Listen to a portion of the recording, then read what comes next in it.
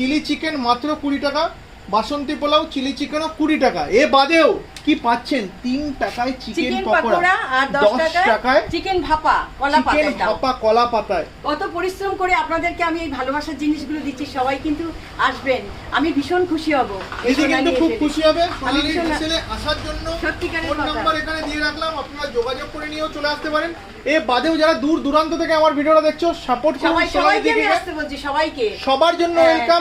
সব food ব্লগারদের welcome. আজকের দিনে দাঁড়িয়ে আমি যেদিন গেছিলাম 500 গ্রামের চাল থেকে শুরু হয়েছিল, আজ কতটা চাল কিংবা ফ্রাইড রাইস বিক্রি হচ্ছে?